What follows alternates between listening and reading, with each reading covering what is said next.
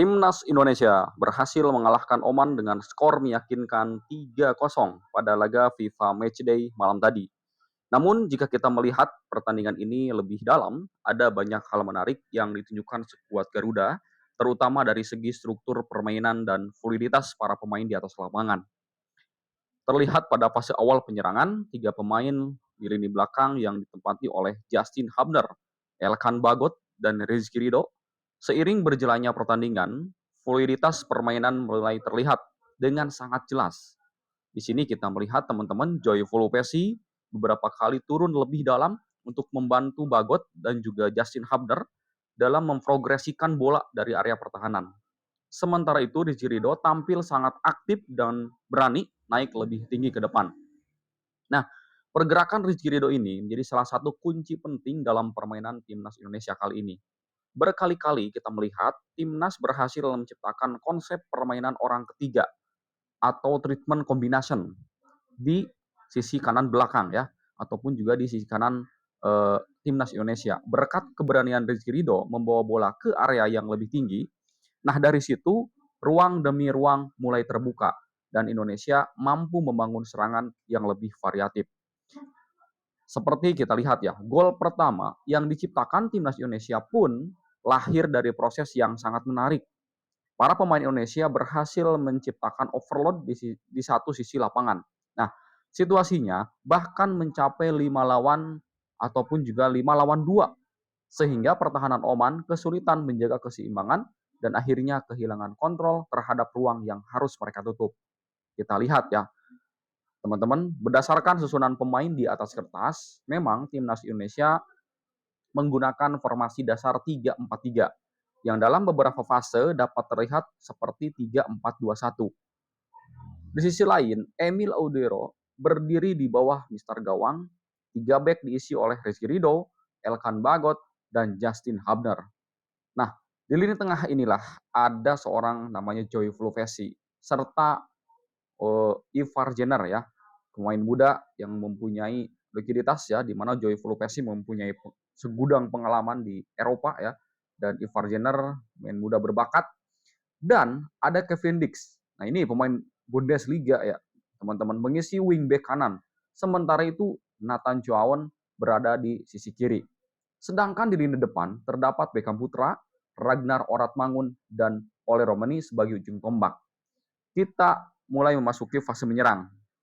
Nah, ketika Timnas mulai memasuki fase penyerangan, struktur dasar Indonesia itu berubah menjadi 3-2-5, di mana Kevin Dix dan Nathan Chuaon menjaga kelebaran ya, menjaga kelebaran permainan di kedua sisi lapangan di Timnas Indonesia.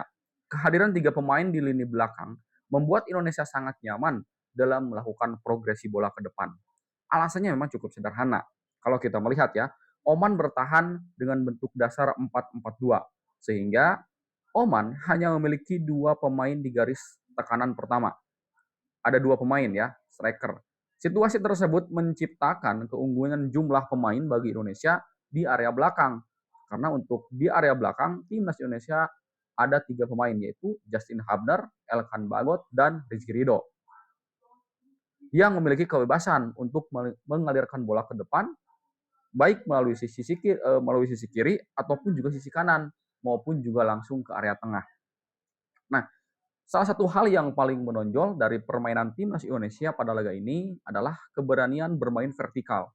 Tidak terlalu banyak sentuhan yang tidak diperlukan. Jadi efektif permainannya. Kalau kita melihat ya teman-teman, permainan tadi malam itu sangat mengasihkan ya. Ketika memang ada ruang untuk mengalirkan bola ke depan, para pemain langsung memanfaatkannya. Nah, misalnya pada saat Joyful Pesi menerima bola dari lini belakang, ketika memang ada jalur yang sangat kosong ataupun juga umpan terbuka, ia tidak ragu untuk segera mengirimkan bola ke depan, termasuk menuju Nathan Chuaon di sisi kiri lapangan. Dengan pendekatan seperti ini, tempo permainan Indonesia terasa lebih cepat dan progresif. Dan ini adalah salah satu hal inovasi yang dilakukan oleh John Hartman ya di Timnas Indonesia, berbeda dengan pelatih-pelatih sebelumnya. Nah, dalam struktur 3-2-5 tersebut, Indonesia memiliki 5 pemain di area depan. Sementara Oman itu hanya 4 pemain. Secara jumlah, Indonesia unggul 1 pemain di area penyerangan. Nah, keunggulan jumlah inilah yang terus coba dimanfaatkan untuk membuka ruang dan menciptakan peluang berbahaya. Meskipun demikian, memang harus diakui bahwa organisasi pertahanan Timnas Oman pada babak pertama memang cukup disiplin. Mereka mampu menutup banyak ruang yang berusaha dieksploitasi oleh Timnas Indonesia ya, baik oleh Beckham Putra, Ragnar Oratmangun, dan satu hal yang sangat penting yaitu oleh Romani ya, yang memainkan false nine. Beberapa skema yang secara teori terlihat yang menjanjikan ini masih mampu dipatahkan oleh pertahanan Oman yang bermain cukup rapat dan terorganisir ya. Namun Indonesia memiliki dimensi lain.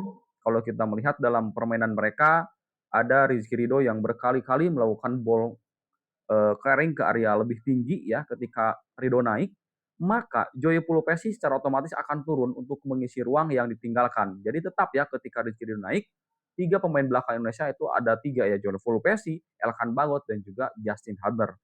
Dengan cara inilah, struktur tiga pemain di belakang tetap terjaga sehingga Indonesia tidak kehilangan keseimbangan untuk membangun serangan. Kalau kita melihat situasi 3 lawan 2 pun tercipta ya, di mana Habner, Bagot, dan Jai Pulupesi menghadapi dua pemain depan Oman. Dari sinilah progresi bola dimulai dan Indonesia mampu mempertahankan dominasi permainan sepanjang pertandingan. Nah, kalau kita melihat teman-teman, timnas Indonesia eh, hari ini ya, mungkin di bawah asuhan John Hartman tampil lebih efektif dan lebih efisien. Eh, Tidak menunggu bola dari belakang, langsung ke depan, tidak ada progresi dan langsung direbut lagi dengan bola posisinya, sehingga permainan Indonesia itu enak dilihat.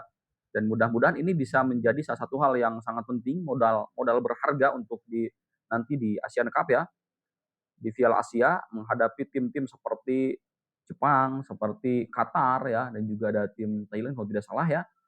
Ini permainan seperti ini sangat efektif dan mudah-mudahan ini bisa mengangkat timnas Indonesia bisa melesat lebih jauh lagi. Dan kalau kita melihat ya di sini saat menyaksikan pertandingan ada kesan bahwa tim Indonesia itu bermain dengan ketenangan yang berbeda dibanding tahun-tahun sebelumnya. Ya memang betul. Tidak panik saat di tengah, tidak terburu-buru saat membangun serangan. Akan tetapi, disiplin menjalankan struktur permainan hingga peluit panjang dibunyikan ini terjaga.